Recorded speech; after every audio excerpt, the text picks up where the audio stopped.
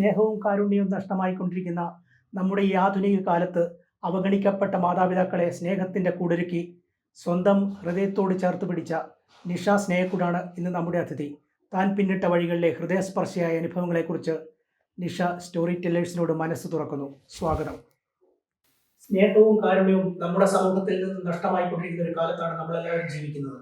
ഈ ഒരു കാലത്ത് സ്നേഹക്കൂട് എന്ന ഒരു ആർദ്രമായ ഒരു അഭിമന്ത്രം തുടങ്ങാനുള്ള കാരണവും അങ്ങനെ ഒരു പേര് തിരഞ്ഞെടുക്കാനുള്ള പ്രേരണയും എന്താണ്? 2012 സ്നേഹക്കൂട് എന്ന് പറഞ്ഞ സോഷ്യൽ മീഡിയ വഴി ഞാൻ തുടങ്ങിയ ഗ്രൂപ്പാണ്. പ്രായമുള്ള ആളുകളായിരുന്നു കുറേയധികം എൻ്റെ ഗ്രൂപ്പിലേക്ക് വന്നത്. അപ്പോൾ ഈ പ്രായമുള്ള ആളുകൾ സോഷ്യൽ മീഡിയ അന്ന് ഉപയോഗിച്ച് തുടങ്ങുന്ന ഒരു കാലഘട്ടമായിരുന്നു. റിട്ടയർമെൻറ്റ് ലൈഫിന് ശേഷമൊക്കെ സോഷ്യൽ മീഡിയ ആക്റ്റീവായിട്ട് വരികയും ഫോൺ എല്ലാവരുടെയും കയ്യിലൊക്കെ വരുന്ന ആ ഒരു കാലഘട്ടത്തിൽ ഒരു ഗ്രൂപ്പായിട്ട് സ്റ്റാർട്ട് ചെയ്തതാണ് സ്നേഹക്കൂട് എന്ന ആ ഗ്രൂപ്പ്. സോഷ്യൽ മീഡിയ വഴി റീച്ചായി കഴിഞ്ഞതിന് ശേഷമാണ് 3 വർഷങ്ങൾക്ക് ശേഷമാണ് സ്നേഹക്കൂട് അഭയമന്ദിരമായിട്ട് മാറുന്നത്. അപ്പോൾ സ്നേഹക്കൂട് എന്ന ഒരു അഭയമന്ദിരത്തിന് വേറൊരു പേര് ഇടാൻ എൻ്റെ മനസ്സിൽ തോന്നിയില്ല. ആ സ്നേഹക്കൂട് എന്ന ഫേസ്ബുക്ക് കൂട്ടായ്മയുടെ പേര് തന്നെയാണ് സ്നേഹക്കൂട് അഭയമന്ദിരമായിട്ട് വിൽക്കാൻ മാറിയത്. സ്നേഹക്കൂട് തുടങ്ങാനുള്ള ഒരു പ്രചോദനം, പിന്നെ ഇങ്ങനെയൊരു അഭയമന്ദിരം തുടങ്ങുന്ന കാലത്ത് ഒരുപാട് വെല്ലുവിളികൾ നേരിടേണ്ടി വരുമല്ലോ. ആ പ്രാരംഭഘട്ടത്തിലെ ആ വെല്ലുവിളികൾ അതൊക്കെ എങ്ങനെയാണ് അതിജീവിച്ചത്? 19 വയസ്സ് കഴിഞ്ഞപ്പോൾ ഞാൻ ഏറ്റുമാനൂരമ്പലത്തിൻ്റെ മുമ്പിൽ PMRVയുടെ ഒരു സ്വയം തൊഴിൽ പദ്ധതിയുണ്ട്. പഴയ സമയങ്ങളിൽ നമുക്ക് അങ്ങനെ PMRVയുടെ 50,000 രൂപ ഒരു ലോൺ എടുത്തിട്ട് ഒരു സ്റ്റിച്ചിങ് ഷോപ്പ് ഏറ്റുമാനൂർ അമ്പലത്തിന് മുമ്പിൽ ഞാൻ ആരംഭിക്കുകയായിരുന്നു. അപ്പോൾ ഫാഷൻ ഡിസൈനിങ്ങും സ്റ്റിച്ചിങ്ങും എല്ലാം പഠിച്ചിട്ട് ഞാൻ സ്വന്തമായിട്ട് തുടങ്ങിയ ആ ഒരു സ്ഥാപനത്തിൽ നിന്ന് എനിക്ക് കിട്ടുന്ന ഒരു വരുമാനം കൊണ്ട് അമ്പലത്തിൽ ഏറ്റുമാനൂർ അമ്പലത്തിന് മുൻപിലിരിക്കുന്നവർക്ക് ആഹാരം മേടിച്ച് കൊടുത്തിട്ടൊക്കെയാണ് എൻ്റെ ആദ്യകാല ചാരിറ്റി പ്രവർത്തനങ്ങൾക്ക് തുടക്കം കിട്ടുന്നത്. അപ്പോഴൊന്നും സ്നേഹക്കൂട് എന്ന ഒരു അഭയമന്ദിരത്തെ പറ്റി എൻ്റെ ഒരു കൺസെപ്റ്റിലേ ഇല്ല. അതിൻ്റെ സ്ഥാപനം തുടങ്ങാൻ പറ്റുമോന്നോ അല്ലെ തുടങ്ങണമെന്നോ എന്നുള്ളൊരു ആശയം എൻ്റെ മനസ്സിലേക്കില്ല. എനിക്ക് കിട്ടുന്നതിൽ നിന്ന് ഒരുവിധം മാറ്റി വെച്ച് ഞാൻ അമ്പലത്തിൻ്റെ മുൻപിലിരിക്കുന്നവർക്ക് ആഹാരവും മരുന്നും ഒക്കെ മേടിച്ചു കൊടുത്ത് തുടങ്ങിയ ആ ഒരു കാലഘട്ടത്തിൽ നിന്നും ഒരു 7-8 വർഷത്തോളം സ്വന്തമായിട്ട് എൻ്റെ വരുമാനത്തിൽ നിന്ന് കിട്ടുന്നതിൽ നിന്നും ഒരുവിധം മാറ്റി വെച്ചിട്ടുള്ള പ്രവർത്തനങ്ങളായിരുന്നു. പക്ഷേ ഓരോ ദിവസവും എന്നെ തേടിയെത്തുന്ന ആളുകളുടെ എണ്ണം വർദ്ധിച്ചു വന്നപ്പോൾ എൻ്റെ വരുമാനത്തിൽ നിൽക്കാത്ത സാഹചര്യം വന്നപ്പോഴാണ് ഒരു ഫേസ്ബുക്ക് സോഷ്യൽ മീഡിയ കൂട്ടായ്മയ്ക്ക് തുടക്കം കൊടുക്കുന്നത്. അതിനുശേഷം ഈ വാർദ്ധക്യത്തിൽ ഒറ്റപ്പെട്ടു പോകുന്ന ഒരുപാട് അച്ഛനമ്മമാരെ കൺമുന്നിൽ കാണുന്ന ആ ഒരു സാഹചര്യത്തിൽ ഞാൻ നമ്മുടെ പത്തനാപുരം ഗാന്ധി ഭവനുമായിട്ട് കോർഡിനേറ്റ് ചെയ്തുകൊണ്ട് ഇവിടെ നിന്നുള്ള ആളുകളെ പത്തനാപുരം ഗാന്ധി ഭവനിൽ എത്തിച്ചു തുടങ്ങി. പത്തനാപുരം ഗാന്ധി ഭവൻ വരെ എൻ്റെ ജോലിയുടെ ഇടയ്ക്ക് എത്തിക്കാനുള്ള ആ ഒരു ബുദ്ധിമുട്ടൊക്കെ ആയി തുടങ്ങിയ സമയത്താണ് പിന്നീട് ഞാൻ ഒരു ഷെൽട്ടർ ഹോൾ, ഒരു വാടക ബിൽഡിങ്ങിൽ സ്നേഹക്കൂട് എന്ന ഒരു അഭയമന്ദിരമായിട്ട് 2016 നമ്മുടെ വടവാതിൽ സ്റ്റാർട്ട് ചെയ്തത്. അപ്പോഴും ഒരു പെർമനന്റ് ഹോം എന്നുള്ളതൊരു കൺസെപ്റ്റ് മനസ്സിലായില്ലായിരുന്നു. ഇവരെ ഒരാഴ്ച താമസിപ്പിച്ച് എനിക്ക് പറ്റുന്ന സമയം നോക്കി ഗാന്ധി ഭവനിലേക്ക് എത്തിക്കുക എന്നുള്ളതായിരുന്നു എൻ്റെ ഒരു ഉദ്ദേശിച്ചത്. പക്ഷേ 2-3 ദിവസം നമുക്കൊപ്പം ഇരിക്കുന്ന അച്ഛനമ്മമാരെ പിന്നീട് നമ്മളെ വിട്ട് പോകാൻ കൂട്ടാക്കാതെ വന്നപ്പോഴാണ് ഒരു പെർമനന്റ് ആയിട്ടുള്ളൊരു സ്ഥലത്തിലേക്ക് വരുന്നത്. അങ്ങനെയാണ് അച്ഛനമ്മമാരെ സ്ഥിരമായി അതെ ഒരിക്കലും സ്നേഹപ്പെടുന്ന അഭയമന്ദിരം പ്ലാൻ ചെയ്ത് വെച്ചിട്ട് തുടങ്ങിയതല്ല. സാഹചര്യങ്ങളാൽ ഒരു അഭയമന്ദിരത്തിന് അഭയമന്ദിരം എന്ന് പറയാൻ ഞാൻ ആഗ്രഹിക്കുന്നില്ല. സ്നേഹത്തോട് ഞങ്ങളൊരു കൂട്ടുകുടുംബമാണ്, തറവാടാണ്. ഒരുപാട് അച്ഛനമ്മമാരുടെ വലിയൊരു തറവാടാണ്.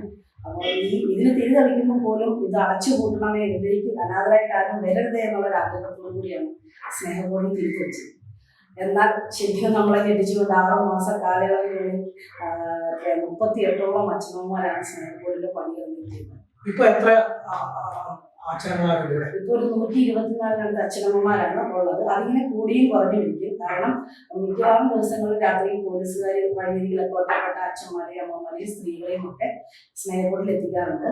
അവരുടെയൊക്കെ വീട് കണ്ടുപിടിച്ച് സോഷ്യൽ മീഡിയ ആണ് അത് നമുക്കൊരു പ്രധാന മാർഗമായിട്ട് കാണുന്നത്. അവരുടെ ഫോട്ടോസ് സോഷ്യൽ മീഡിയയിൽ ഇട്ടിട്ട് ഏകദേശം 18ഓളം ആളുകളെ, ആരാണെന്ന് അറിയാത്ത ആളുകളെ നമുക്ക് തിരിച്ചയക്കാൻ സാധിച്ചിട്ടുണ്ട്. അതുകൊണ്ട് ഇപ്പം 124ഓളം അച്ഛനമ്മമാരുണ്ട്. അതിനകത്ത് ഒരു 16ഓളം പേര് ബെഡ്റൂമാണ്, പാലിയേറ്റീവ് കെയർ വാർഡ് നമുക്കുണ്ട്. നിഷയുടെ ജീവിതത്തിൽ സമൂഹത്തിൽ കാണാനിടയായ ഏത് അനുഭവമാണ് സ്നേഹക്കൂടിലേക്ക് വഴിതെളിച്ചത്? ശരിക്കും എനിക്ക് മനസ്സിൽ ഒരുപാട് ടച്ച് ചെയ്ത ഒരു അനുഭവം ഉണ്ടായത് അമ്പലത്തിന്റെ അടുത്ത് തന്നെയാണ് എൻ്റെ ഷോപ്പ്. ഏറ്റുമാനൂർ അമ്പലത്തിന്റെ തൊട്ടടുത്ത് തന്നെയാണ് ഷോപ്പ്. മിക്കവാറും ദിവസങ്ങളിൽ അമ്പലത്തിൽ തൊട്ടിട്ടാണ് ഞാൻ ഷോപ്പ് തുറക്കാറുള്ളത്.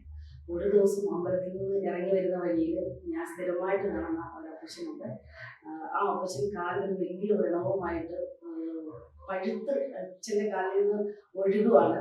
പഴുപ്പൊക്കെ ഒഴുകുന്ന ഒരവസ്ഥയിൽ അച്ഛൻ ഇരിക്കുകയാണ്. അപ്പോൾ സ്ഥിരമായിട്ട് കാണുന്ന ഒരാളെന്നുള്ള രീതിയിൽ ഞാൻ കാര്യങ്ങൾ ചോദിച്ചപ്പോഴത്തേക്കും ഹോസ്പിറ്റലിൽ കൊണ്ടുപോകാൻ പോലും ആരുമില്ലാത്തൊരു സാഹചര്യം പറഞ്ഞപ്പോൾ ഞാൻ അവിടുന്ന് ആ അച്ഛനെ ഓട്ടോയിൽ കയറ്റി ഏറ്റുമാനൂർ ഹോസ്പിറ്റലിൽ കൊണ്ടുപോയിട്ട് അച്ഛൻ്റെ മുറിവുകളെല്ലാം വൃത്തിയാക്കി തിരിച്ചു കൊണ്ടുവന്നിട്ട് എനിക്ക് തിരിച്ച് ആ അമ്പല നടയിൽ തന്നെ ഉപേക്ഷിക്കേണ്ടി വന്നത് എനിക്ക് മനസ്സിന് ഭയങ്കര ഒരു വിഷമം തോന്നി. കാരണം വേറെ എനിക്ക് സ്വന്തമായിട്ട് സ്ഥാപനമില്ല, അല്ലെങ്കിൽ ഇതുപോലുള്ള ആളുകളെ ഏറ്റെടുക്കുന്ന സ്ഥാപനങ്ങളിൽ ഒരുപാട് റൂൾസും കാര്യങ്ങളും ഒക്കെയാണ്. അപ്പോൾ അങ്ങനെ വരുമ്പോഴത്തേക്കും നമുക്ക് അച്ഛനെ ആ വഴിയിൽ തന്നെ ഉപേക്ഷിക്കേണ്ടി വന്നതിൽ എനിക്ക് മനസ്സിലൊരു വിഷമം തോന്നി. അതൊരു വലിയൊരു വേദനയായിട്ട് മനസ്സിൽ തോന്നുകയും പിന്നീട് ഞാൻ ഓരോ ദിവസവും അമ്പലത്തിലേക്ക് വരുമ്പോൾ ആ അച്ഛനും കൂടി ഒരു പൊതി കരുതി ആ ഒരു പൊതി ചോറിൽ നിന്ന് ഒരുപാട് ആളുകൾക്ക് അവിടെ ഇരിക്കുന്ന ആളുകൾക്ക് ചോറുപൊതി നൽകാനും ആ അച്ഛൻ്റെ ഒരു വിഷമം എൻ്റെ മനസ്സിൽ ഇങ്ങനെ മുന്നോട്ടുള്ള എൻ്റെ യാത്രയിൽ ഒരു വലിയ വേദനയായിട്ട് മാറി. അങ്ങനെ ഒരു പൊതിച്ചോറിൽ നിന്ന് തുടങ്ങി അവിടെ ഇരിക്കുന്ന കുറേയധികം ആളുകൾക്ക് ചോറുകൾ നൽകാനും മെഡിസിൻ മേടിച്ചു കൊടുക്കാനും ഒക്കെ എൻ്റെ ആ ഒരു ചെറിയ വരുമാനത്തിൽ നിന്ന് ആദ്യമൊക്കെ പറ്റുമായിരുന്നു. പക്ഷെ പിന്നീട് ഞാനിങ്ങനെ കൊടുക്കുന്നത് അറിഞ്ഞിട്ട് ഒരുപാട് ആളുകൾ ഞാൻ കട തുറക്കുന്നതിന് മുമ്പ് തന്നെ കടയിൽ ഇങ്ങനെ ക്യൂ നിൽക്കുന്ന ഒരു സാഹചര്യത്തിലേക്ക് വന്നു. അപ്പോൾ എന്നെക്കൊണ്ട് തനിച്ചൊന്നും ചെയ്യാൻ പറ്റാതിരുന്ന ഒരു സാഹചര്യത്തിലാണ് ഈ ഫേസ്ബുക്കിലൂടെ സോഷ്യൽ മീഡിയയിലൂടെ സ്നേഹക്കൂട് എന്ന കൂട്ടായ്മയും അതിനുശേഷം അത് സ്നേഹക്കൂട് അഭയവൃത്തിയിലേക്ക്.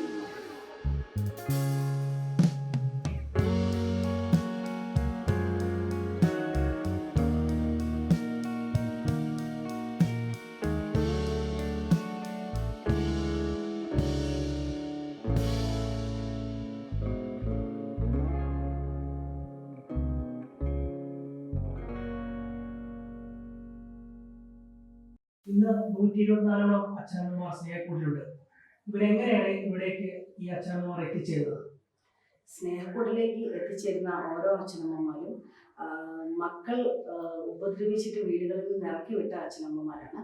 അവരെ പഞ്ചായത്ത് വഴി, വാർഡ് മെമ്പർമാർ വഴി, അല്ലെങ്കിൽ പോലീസ് സ്റ്റേഷൻ വഴി, അല്ലെങ്കിൽ കോടതി വഴി, അങ്ങനെയാണ് സ്നേഹക്കൂടിലേക്ക് ഓരോ അച്ഛനമ്മമാരും എത്തിച്ചേരുന്നത്.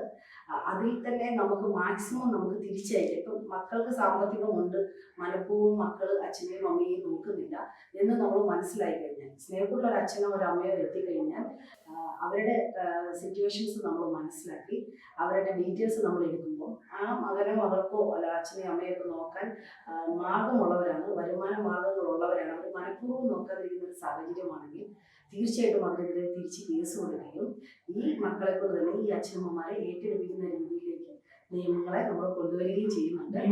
നിയമപരമായിട്ട് നടപടി തീർച്ചയായിട്ടും എടുക്കുന്നുണ്ട്. 136ഓളം അച്ഛനമ്മമാർ മക്കൾക്കൊപ്പം തിരിച്ചയക്കാൻ നമുക്ക് ഇതുവരെ സാധിച്ചിട്ടുണ്ട്.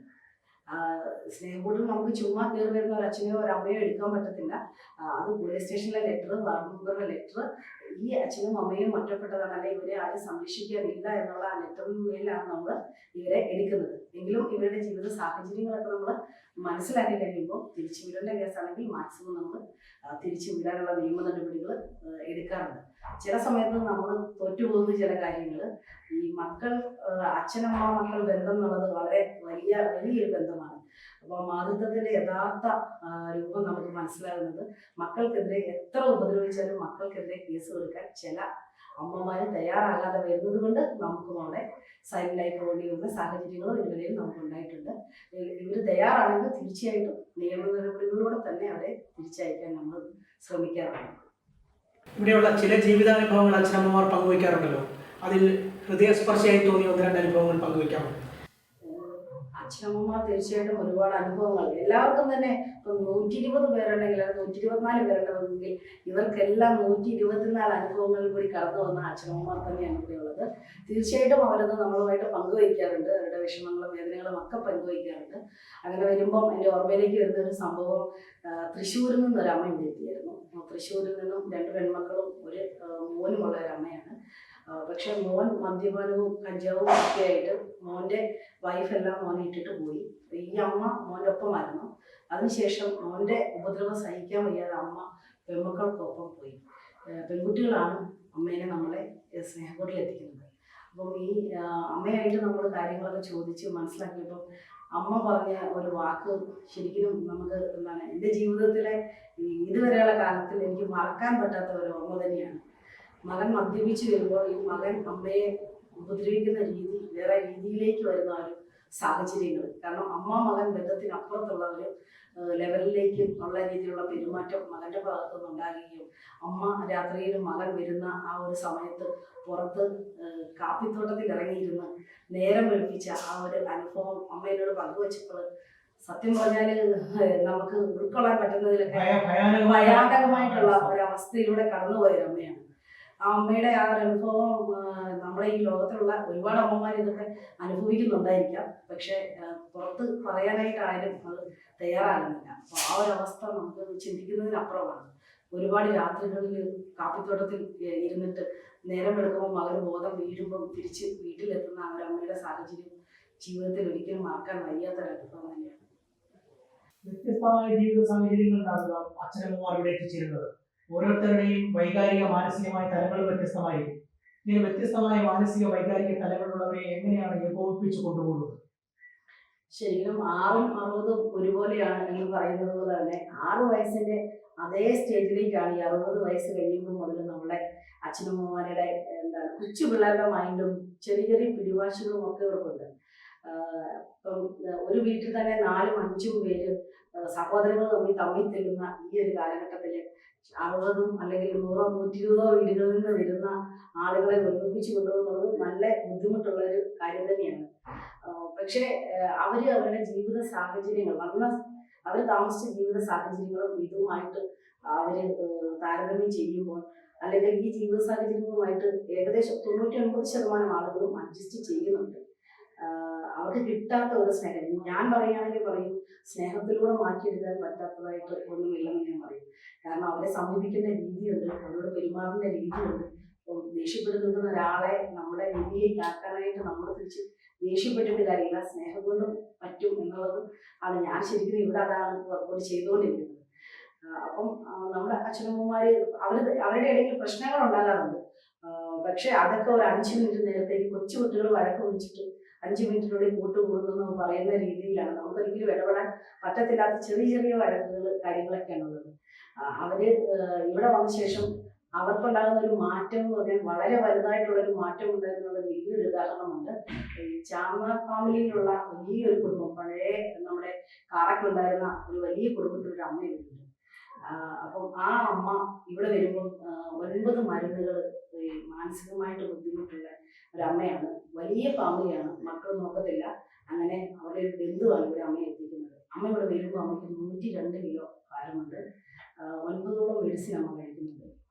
പക്ഷെ ഇവിടെ വന്നതിന് ശേഷം അമ്മ ആദ്യമൊക്കെ അമ്മ ആർക്കും മുഖം തരാത്ത രീതിയിൽ ഇരിക്കുന്നത്. കാരണം അവർ വന്ന സാഹചര്യം വളരെ വലിയ പോഷായിട്ട് ജീവിച്ചൊരു സാഹചര്യത്തിൽ നിന്നും ഇവിടെ വന്നപ്പോൾ ഇവരുടെ ഇടയിൽ ഒരുമിച്ചിരുന്ന് ഭക്ഷണം കഴിക്കാനും ഒക്കെ അമ്മയ്ക്ക് ബുദ്ധിമുട്ടുണ്ടായിരുന്നു. പക്ഷെ ക്രമേണ അതൊക്കെ മാറി അമ്മയും ഈ ഒരു സാഹചര്യത്തിലേക്ക് ഇണങ്ങിച്ചേരുകയും ആദ്യത്തെ ആ ഒരു മുഖതയൊക്കെ മാറിയിട്ട് അമ്മ ഡാൻസിലും പാട്ടും ഒക്കെ ആക്റ്റീവായിട്ട് ഡാൻസിൽ പ്രാക്ടീസിൽ അമ്മ ഉൾപ്പെട്ട് ഒരുപാട് ഡാൻസ് പ്രാക്ടീസുകളൊക്കെ ചെയ്ത് ഇപ്പൊ പല വേദികളിൽ അമ്മ ഡാൻസ് കളിച്ചു. അപ്പൊ ഇപ്പൊ അമ്മയുടെ വെയിറ്റ് 58 കിലോയിലേക്ക് മാറി. 9 മെഡിസിൻ മാനസികമായിട്ടുള്ള ബുദ്ധിമുട്ടിന് കഴിച്ചുകൊണ്ടിരുന്ന അമ്മ ഒരു മെഡിസിൻ പോലും ഇല്ലാതെ അമ്മയുടെ ആ ഒരു മൈൻഡ് തന്നെ മാറ്റാനായിട്ട് ഫ്രഷ് ആക്കാനായിട്ടും സാധിച്ചിട്ടുണ്ട്. അതൊക്കെ ഒരു വലിയൊരു കാര്യമായിട്ട് കാണുന്നത്. നമ്മൾ ഇത്രയും മെഡിസിൻ കഴിച്ചുകൊണ്ടിരിക്കുന്ന അമ്മ ഡോക്ടർ തന്നെ ചോദിച്ചത് എന്താണ് അമ്മയ്ക്ക് പറ്റിയത്, ഇത്രയും വെയിറ്റ് പോയത്, മെഡിസിൻസ് കംപ്ലീറ്റ് നിൽക്കുന്നു. അപ്പം ഈ ഒരു കൂട്ടമായിട്ടുള്ള ഈ ആളുകളുടെ ഇടയിൽ നിന്ന് കളിയും ചിരിയും അവരുടെ സമപ്രായത്തിലുള്ളവരുടെ അടുത്ത് വിഷമങ്ങൾ പങ്കുവയ്ക്കാനും ഒക്കെയുള്ള ആ ഒരു സാഹചര്യങ്ങളൊക്കെ ഒരുങ്ങിയപ്പോൾ അവരിൽ ഒരുപാട് മാറ്റങ്ങൾ ഉണ്ടായി. അത് വലിയൊരു കാര്യം തന്നെയാണിത്. അതുകൊണ്ട് കൊണ്ടുപോകാൻ ഇച്ചിരി ബുദ്ധിമുട്ടാണെങ്കിൽ പോലും സ്നേഹം കൊണ്ട് അവരെ എല്ലാവരും നമുക്ക് ഒരുമിപ്പിച്ച് കൊണ്ടുപോകാനായിട്ട് സാധിച്ചിരിക്കുന്നുണ്ട്. വ്യത്യസ്ത മതവിഭാഗങ്ങളിൽപ്പെട്ട അവരാണ് ഇവിടെ ഉള്ള അച്ഛനമ്മമാർ. അപ്പൊ അവരുടെ മരണം പോലുള്ള കാര്യങ്ങൾ സംഭവിക്കുമ്പോൾ അതിനെ എങ്ങനെയാണ് സമീപിക്കുന്നത്? ഇവിടുത്തെ അച്ഛനമ്മമാര് മരിക്കുന്നതിന് മുമ്പ് തന്നെ കുറച്ച് ആളുകളൊക്കെ നമ്മളോട് ഷെയർ ചെയ്യാറുണ്ട്. മരിച്ചു കഴിയുമ്പോഴത്തേക്ക് എന്നെ ഒരു കാരണവശാലും എൻ്റെ വീട്ടിലേക്ക് തിരിച്ചു വിടരുത്, മകള് തന്നെ കർമ്മം ചെയ്യണം എന്ന് പറയുന്ന ഒരുപാട് സാഹചര്യങ്ങൾ നമുക്കിവിടെ അച്ഛനമ്മമാർ തന്നെ ആദ്യം പറയാറുണ്ട്. ഇവിടെ ഉള്ളത് വ്യത്യസ്ത മതത്തിൽപ്പെട്ട ആളുകളാണ്. അതുകൊണ്ട് തന്നെ ഒരു മുസ്ലിമായിട്ടുള്ള ഒരു ഉമ്മ മരിക്കുമ്പോൾ ആ ഉമ്മയുടെ സ്ഥലം എവിടെയാണ് അത് തിരക്കി അവിടെ ചേർത്ത് അവരുടെ മസ്ജിദിൽ തന്നെ അവരുടെ രീതിയിൽ തന്നെ കാര്യങ്ങൾ ചെയ്യുന്ന ഒരു സാഹചര്യം നമ്മളിവിടെ ഉണ്ടാക്കിയിട്ടുള്ളത്. പിന്നെ ക്രിസ്ത്യൻസ് ആയിട്ടുള്ള ആളുകൾ മരിക്കുമ്പോൾ അവരുടെ ഇടവക ഏതാണ് അവിടുത്തെ പള്ളിയിൽ അച്ഛനുമായിട്ട് ബന്ധപ്പെട്ടിട്ട് അവരുടെ ബന്ധുക്കളെയും മക്കളെയും ഒക്കെ വിവരം അറിയിക്കും. അവരെത്തിയാൽ അവരെ കൂടെ കൂട്ടി നമ്മൾ കാര്യങ്ങൾ ചെയ്യും. അവരെത്തിയില്ലെങ്കിൽ നമ്മൾ അവരുടെ ആചാരപ്രകാരം ചെയ്യും. ഇനി ഇതൊന്നും അല്ലാതെ ഒന്നും വേണ്ട, ഞങ്ങളെ മരിച്ചു കഴിയുമ്പോൾ എന്താണ്, അതുകൊണ്ട് ഓള് തന്നെ ഇവിടെ ചെയ്താൽ മതി, ഞങ്ങളുടെ നാടും വീടും ഒന്നും വേണ്ടെന്ന് പറയുന്ന ആളുകളുണ്ട്. അപ്പം ശരിക്കും ഹിന്ദു ആചാരപ്രകാരം ആൺകുട്ടികളാണ് അല്ലെങ്കിൽ ആൺമക്കളാണ് ചിതയ്ക്ക് തീ കൊടുക്കുന്നത്. അവിടെ ഒരു ഇതിൽ ആണല്ലോ. അപ്പം ഇവിടെ ശരിക്കും 36ഓളം അച്ഛനമ്മമാരുടെ ചിതയ്ക്ക് തീ കൊടുത്തിയ ഒരു മകളാണ് ഞാൻ. ഇവിടുത്തെ അച്ഛനമ്മമാരുടെ ആഗ്രഹം മകളായിട്ടുള്ള ഞാൻ ചിതയ്ക്ക് തീ കൊടുക്കണമെന്നുള്ളതാണ്. അപ്പം അത് ഹിന്ദു ആചാരപ്രകാരമാണെങ്കിൽ ഞാൻ അതിൻ്റെ ആചാരപ്രകാരം തന്നെ അവരുടെ കർമ്മങ്ങൾ ചെയ്യുകയും ജീവിച്ചിരിക്കുമ്പോൾ കൊടുക്കുന്നതാണ് ഏറ്റവും വലിയ പുണ്യമെന്ന് കരുതുന്ന ഒരാളുടെയാണ്. ശരിക്കും ഞാൻ ജീവിച്ചിരുന്നപ്പോൾ അവരെ ഏറ്റവും നല്ല രീതിയിൽ നോക്കി, അതാണ് ഞാൻ ചെയ്ത പുണ്യമായിട്ട് ഞാൻ കണക്ക് കൂട്ടുന്നതെങ്കിലും അവരുടെ ആഗ്രഹം ഞാൻ അവരുടെ കർമ്മം ചെയ്യണമെന്നാണെങ്കിൽ തീർച്ചയായിട്ടും ആ കർമ്മം ചെയ്യാൻ ഞാൻ തയ്യാറാകുന്നുണ്ട്. അതുപോലെ തന്നെ വളരെ ചുരുക്കമാണ് ഇവിടുന്ന് മക്കൾ കൂടി കൊണ്ടുപോകുന്ന അവസ്ഥ, വളരെ ചുരുക്കമാണ്. ഇവിടെ തന്നെയാണ് കർമ്മങ്ങളെല്ലാം ചെയ്തിട്ട് ഞങ്ങൾ തന്നെയാണ് അവരുടെ കാര്യം. അച്ഛനമ്മമാരുടെ മാനസിക ഉല്ലാസത്തിന് വേണ്ടി ഈ ഉത്സവങ്ങൾ അതുപോലെ വിനോദയാത്രകൾ തുടങ്ങിയ പരിപാടികൾ നടത്താറുണ്ടല്ലോ. തീർച്ചയായിട്ടും. അപ്പൊ അതിനെക്കുറിച്ചൊന്ന് പറയാമോ? ഇവിടെ നിന്ന് നമുക്ക് സ്നേഹക്കൂട്ടിൽ ശരിക്കും എന്നും ഓണമാണെന്ന് പറഞ്ഞ പോലെയാണ്. എന്നും ഇവിടെ ഓരോരോ പ്രോഗ്രാംസുകൾ ഉണ്ടാകും. വിഷു ആണെങ്കിലും ഓണമാണെങ്കിലും ഈസ്റ്റർ ആണെങ്കിലും ക്രിസ്മസ് ആണെങ്കിലും എല്ലാം ഇവിടെ ആഘോഷമാണ്. വ്യത്യസ്ത മതസ്ഥരായതുകൊണ്ട് തന്നെ എല്ലാ ആഘോഷങ്ങളും നമ്മളിവിടെ ആഘോഷിക്കാറുണ്ട്. അതുപോലെ തന്നെ പുറത്തുനിന്ന് ഓരോരുത്തർ വന്ന് ഇവർക്കൊപ്പം ആഘോഷിക്കുന്ന ഇതും ഉണ്ടാകാറുണ്ട്. പിന്നെ ഈ ഒരു അടച്ചുപൂട്ടലുകൾ ഒരിക്കലും ഇല്ലാത്ത ഒരു വീടാണ് എൻ്റെ ഒരു കൺസെപ്റ്റ്. അതുകൊണ്ട് തന്നെ ഇവിടെയുള്ള അച്ഛനമ്മമാരെ പുതിയ സിനിമ വരുമ്പോൾ തിയേറ്ററിൽ കൊണ്ടുപോയി സിനിമ കാണിക്കുകയും ലുലുമാൾ പോലുള്ള സ്ഥലത്ത് നമുക്ക് പോലും, ഞാൻ പോലും മെട്രോയിലും ലുലുമാളിലും ഒക്കെ പോകുന്നത് നമ്മുടെ അച്ഛനമ്മമാർക്കൊപ്പമാണ്. അപ്പോൾ ഇവിടെ നിന്ന് ലുലുമാൾ മെട്രോയിൽ കയറാനും അതുപോലെ ലുലുമാളിൽ പോകാനും അവിടെ പരിപാടികൾ അവതരിപ്പിക്കാനും ഒക്കെ ഇവർക്ക് ഭാഗ്യമുണ്ടായി. അതുപോലെ പുറത്ത് ഒരുപാട് യാത്രകൾ, ഇപ്പോൾ തിരുവനന്തപുരത്ത് മ്യൂസിയത്തിലൊക്കെ ഉൾപ്പെടെ ഒരുപാട് സ്ഥലങ്ങളിൽ ഇവർ പോകാനും യാത്രകൾ ചെയ്യാനും ഒക്കെ സാധിക്കുന്നുണ്ട്. ഇപ്പം ഏറ്റവും അവസാനം നടന്നൊരു യാത്ര എന്ന് പറഞ്ഞാൽ ഗുരുവായൂർ അമ്പലത്തിൽ ഇവിടുത്തെ 93ഓളം അച്ഛനമ്മമാരെ കൊണ്ടുപോയി തൊഴിക്കാനുള്ളൊരു ഭാഗ്യം കൂടി നമുക്ക് ലഭിച്ചു.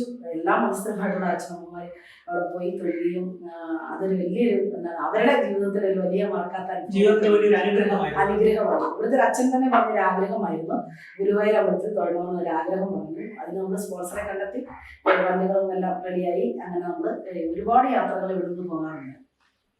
ഈ മക്കൾക്ക് മനംമാറ്റമുണ്ടായി മക്കൾ മാതാപിതാക്കളെ തേടിയെത്താറുണ്ടോ? അങ്ങനെ തേടിയെത്തിയ മാതാപിതാക്കളോടൊപ്പം മക്കൾ പോയ അനുഭവങ്ങളുണ്ട്? തീർച്ചയായിട്ടും. മക്കൾക്ക് സോഷ്യൽ മീഡിയ വഴി ഈ റീൽസ് ചെയ്ത് അത്യാവശ്യം നമ്മുടെ അച്ഛനമ്മമാരൊക്കെ 3 മില്യൺ ഫോളോവേഴ്സ് ഉള്ള ആളുകളുണ്ട്. അപ്പം ഇവിടെ വരുന്ന ഈ അച്ഛനമ്മമാരുടെ മൈൻഡ് ഒന്ന് മാറ്റാനായിട്ടാണ്, ജസ്റ്റ് പ്രായമുള്ള അച്ഛനമ്മമാരുടെ സോഷ്യൽ മീഡിയ വഴിയുള്ള റീൽസ് കണ്ടപ്പോഴാണ് നമ്മുടെ ഇവിടെ നിന്ന് ചെയ്തു നോക്കിയാൽ കൊള്ളാവുന്ന രീതിയിൽ ഞങ്ങൾ ഇന്ന് സ്റ്റാർട്ട് ചെയ്തത്. ഒരുപാട് കഴിവുകളുള്ള അറിയപ്പെടാതെ പോയ അച്ഛനമ്മമാർ നമ്മുടെ ഇവിടെ ഉണ്ടെന്ന് മനസ്സിലാക്കിയ ആ ഒരു സമയമാണ് റീൽസ് ചെയ്യുന്നത്. അപ്പൊ ഈ റീൽസ് ചെയ്തതിന് ശേഷം അത്യാവശ്യം വൈറലായി, ഓരോ ചാനലുകളിൽ ഇന്റർവ്യൂ ആയി. അങ്ങനെ വന്നപ്പോൾ ഈ പൊതുസമൂഹത്തിൽ ഈ അച്ഛനമ്മമാരെ അറിയപ്പെട്ടു തുടങ്ങിയപ്പോൾ നാണക്കേടുകൾ കൊണ്ട് പല മക്കളും തിരിച്ച് വിളിച്ചുകൊണ്ട് പോകാനായിട്ട് എത്തിയിട്ടുണ്ട്. അപ്പൊ ലോകം അറിയുകയാണ് അച്ഛനും അമ്മയും ഒക്കെ എവിടെയാണെന്ന് മക്കൾക്ക് അറിയുന്നത് ഒരു നാണക്കേടായിട്ട് തോന്നിയിട്ട് അങ്ങനെ വിളിച്ചുകൊണ്ട് പോകുന്ന കേസുകളുണ്ട്. മനസ്സ് മാറി വിളിച്ചുകൊണ്ട് പോകുന്നത് റയർ കേസാണ്. കാരണം അവർക്ക് എന്തെങ്കിലും സാമ്പത്തികം ഇനിയും എഴുതി മേടിക്കാനുണ്ടെങ്കിൽ, സ്ഥലം എഴുതി മേടിക്കാൻ അല്ലെങ്കിൽ ഇവരുടെ പേരിൽ എന്തെങ്കിലും ഡിപ്പോസിറ്റോ ഒക്കെ ഉണ്ടെങ്കിലാണ് വീണ്ടും വിളിച്ചുകൊണ്ട് പോയിട്ട് ഇതെല്ലാം എഴുതി മേടിക്കുന്ന ഒരു പ്രവണതയാണ് കൂടുതൽ കാണുന്നത്. പിന്നെ സ്നേഹക്കൂട്ടിലേക്ക് ഇപ്പോൾ മക്കൾ ഉപേക്ഷിച്ച് വരുന്ന അച്ഛനമ്മമാരാണെങ്കിലും അവരെ കാണാനായിട്ട് ഒരുപാട് മക്കളെ പോലുള്ള മക്കളല്ലാതെ വയറ്റിൽ ജനിക്കാതെ മക്കളായിട്ടുള്ള ഒരുപാട് ആളുകൾ എത്തുന്നുണ്ട്. അതിൽ ഏറ്റവും സ്നേഹപ്പെടുന്ന ഒരു വലിയ കാര്യമായിട്ട് തോന്നുന്നത് ഇവിടെ 101 വയസ്സുള്ള ഒരു അമ്മയുണ്ട്. അപ്പൊ ഈ 101 വയസ്സുള്ള അമ്മയുടെ പിറന്നാൾ ആഘോഷിക്കുന്ന ആ ഒരു വേളയിൽ പുറത്തുള്ള ഒരു ഖത്തറുള്ള ഒരു ഫാമിലിയാണ് ഈദ് ചേച്ചി, വിജയ് ചേട്ടൻ. അവർ സോഷ്യൽ മീഡിയ വഴി കാണുവാണ് നമ്മുടെ ഇവിടുത്തെ ബർത്ത്ഡേ സെലിബ്രേഷൻ കാണുകയാണ്. അപ്പൊ ഈ 101 വയസ്സുള്ള അമ്മ കേക്ക് കട്ട് ചെയ്തു, ആഘോഷിക്കുന്നു. അവര് കേക്ക് നമ്മളെ അച്ഛനമ്മമാർക്ക് വിതരണം ചെയ്യുന്നു. ഇതൊക്കെ കണ്ടപ്പോൾ അവര് ഇങ്ങനെ എന്നെ ഫോണിൽ വിളിച്ചിട്ട് എന്നോട് ഒരു ആശയം പങ്കുവച്ചു. കാരണം ഈ ബർത്ത്ഡേ അമ്മ കട്ട് ചെയ്തത് നോക്കിയിരിക്കുന്ന നമ്മുടെ അച്ഛനമ്മമാരുടെ മുഖത്തെ ആ ഒരു ഭാവം കണ്ടപ്പോൾ അവർക്കും അതിലാഗ്രഹം ഉണ്ടായിരിക്കുമല്ലോ. അപ്പൊ അതുകൊണ്ട് സ്നേഹക്കൂട്ടിൽ 10 അച്ഛനമ്മമാരുടെ വീതം പിറന്നാളുകൾ ഓരോ മാസവും ആഘോഷിക്കാനായിട്ട് അതിനുള്ള ഫണ്ട് അവർ തരാമെന്ന് അവർ വാഗ്ദാനം ചെയ്യുകയും അതിപ്പോൾ ഒരു 9-ാം മാസത്തെ ബർത്ത്ഡേ സെലിബ്രേഷൻ വരെ ഇപ്പോൾ എത്തി. ഏകദേശം 90ഓളം ആളുകൾ ബർത്ത്ഡേ ഇപ്പം ആഘോഷിച്ചു. ഈ ബർത്ത്ഡേ ആഘോഷിച്ചതിൽ തന്നെ ഒരു 26ഓളം പേര് ഇപ്പം മരണപ്പെട്ടവരുണ്ട്. എല്ലാവരും വാർദ്ധക്യത്തിൽ അവസാന സ്റ്റേജിൽ എത്തുമ്പോഴാണ് മക്കളും ബന്ധുക്കളും ഒക്കെ ഉപേക്ഷിച്ച് വീടുകളിൽ നിന്ന് പുറത്താക്കുന്നത്. അപ്പം ഇവിടെ കൊണ്ടുവന്നിട്ട് ഭക്ഷണം പോലും ഇറങ്ങാത്ത ആളുകൾക്ക് ഭക്ഷണം മിക്സിയിൽ അരച്ചൊക്കെ വായിലൊക്കെ കൊടുത്തിട്ടാണ് നമ്മളിവരെ ഒന്ന് ഭക്ഷണമൊക്കെ കഴിക്കുന്ന രീതിയിലേക്ക് ആക്കിയെടുക്കുന്നത്. ചില സമയത്ത് നമ്മൾ തോറ്റുപോകും. കാരണം ചില സമയത്ത് ഇവരെ നമുക്ക് തിരിച്ച് ജീവിതത്തിലേക്ക് കൊണ്ടുവരാൻ പറ്റാത്ത സാഹചര്യങ്ങളുണ്ട്.